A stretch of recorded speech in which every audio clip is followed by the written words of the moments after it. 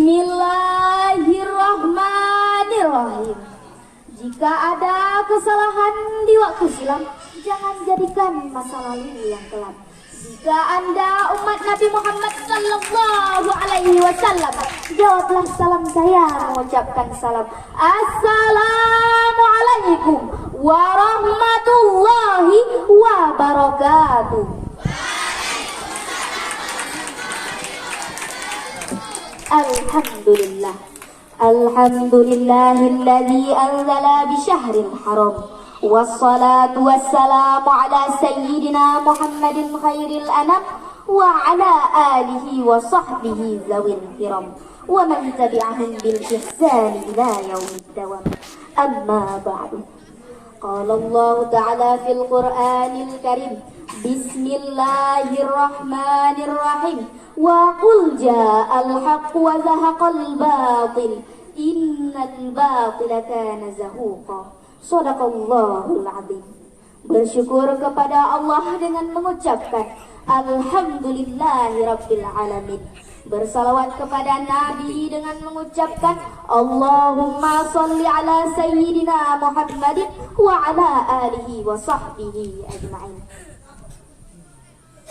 Salawat dan salam pula tidak lupa kita sanjung sajikan kepada para al dan sahabat beliau yang telah berjuang dengan beliau dalam rangka menegakkan kalimat tauhid yang berlukis di hati orang mukmin yang berbunyi asyhadu an la ilaha illallah wa asyhadu anna muhammadar rasulullah.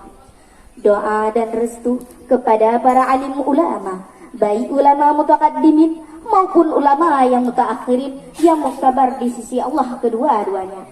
Kata-kata penghormatan saya yang saya hormati kepada pimpinan Dayah Inti Darul Aitami beserta keluarga besarnya, dan yang saya hormati kepada wakil pimpinan Dayah Inti Darul Aitami beserta keluarga besarnya, dan yang saya hormati kepada para dewan juri yang sedang menilai gerak-gerik saya, dan yang saya hormati kepada guru-guru kami yang telah mendidik kami dengan penuh kesabaran.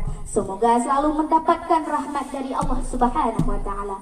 Amin ya rabbal alamin. Dan ribuan terima kasih saya kepada moderator acara yang telah sudi membasahi bibir manisnya hanya untuk memanggil nomor undian saya. Berdirinya saya di sini tak lain dan tak bukan hanya untuk menyampaikan sepatah dua patah kata yang saya patah-patahkan, yang bertema generasi milenial, harapan agama bangsa dan negara.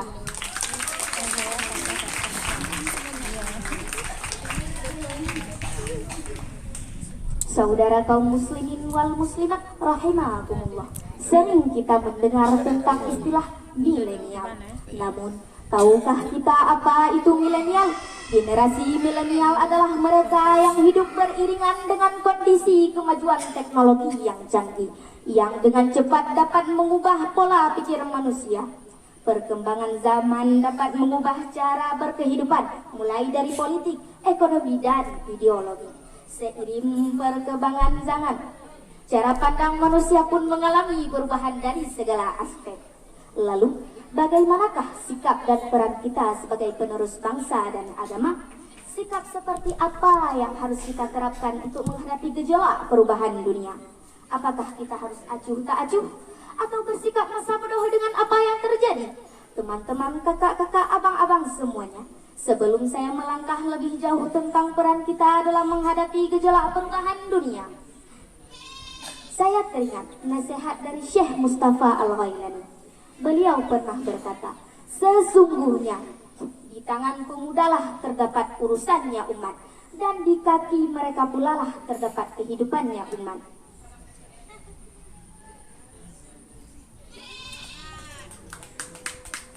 Hal ini menyatakan bahwa muda-mudi dalam sebuah negara mempunyai tata letak dan peran yang begitu besar untuk kemajuan sebuah negara. Baik tidaknya suatu kaum, baik tidaknya suatu bangsa dan negara tergantung kepada peran pemudanya. Saudara kaum muslimin wal muslimat rahimakumullah, Mari kita kembali ke sejarah. Coba kita lihat bagaimana kebangkitan negara-negara Islam di dunia. Semua pejuangnya adalah anak muda. Coba kita lihat bagaimana Muhammad Sultan Al-Fatih di usia 21 tahun menaklukkan kota Konstantinopel. Dan begitu juga dengan Salahuddin Al-Ayyubi yang menaklukkan kota Yerusalem di usianya yang masih sangat muda. Saudara kaum muslimin wal muslimat rahimakumullah. Saya ingin bertanya, sudahkah kita menjadi pemuda yang bisa benar-benar diandalkan untuk bangsa dan agama di masa depan? Itu jawabannya ada di benak kita masing-masing.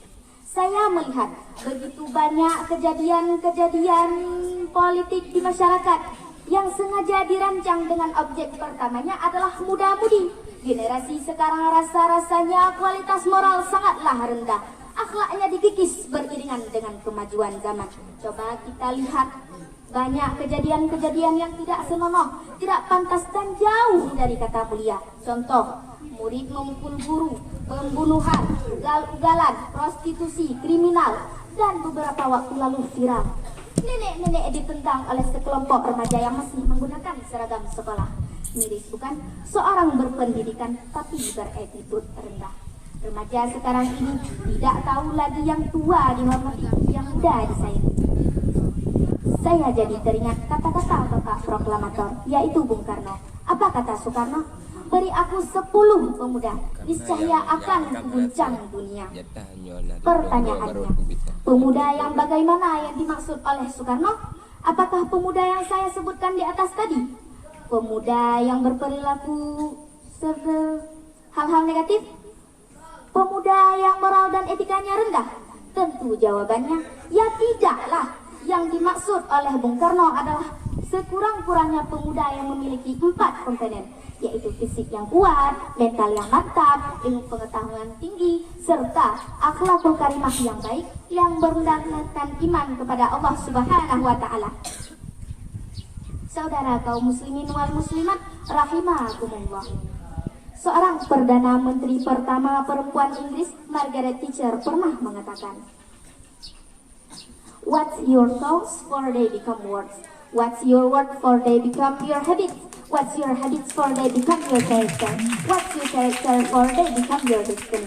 In other words, what you think you become." Artinya, perhatikan apa yang kita pikirkan, karena itu akan melahirkan sebuah ucapan. Perhatikan apa yang kita ucapkan, karena itu akan menjadi sebuah tindakan. Perhatikan apa yang kita lakukan, jika diulang-ulang akan menjadi sebuah kebiasaan. Perhatikan kebiasaan kita, karena demikianlah takdir kita. Dengan kata lain, apa yang kita pikirkan, demikianlah takdir kita. Urusan kun fayakun, urusan yang maha kuasa. Tugas kita adalah berikhtiar semaksimal mungkin yang dimulai dari diri kita masing-masing. Perbaikilah pola pikir kita sehingga dapat melahirkan tindakan dan karakter yang baik, sehingga dapat mencerminkan karakter bangsa yang baik. Semoga takdir Allah untuk negara ini pun sesuai dengan negara yang diharapkan, yaitu negeri yang baldatun thayyibatun wa rabbun ghafur. Saudara kaum muslimin wal muslimat rahimakumullah. Dalam Al-Quran, potongan surah Ar-Ra'd ayat 11, Allah menegaskan, A'udzu billahi minasy syaithanir rajim.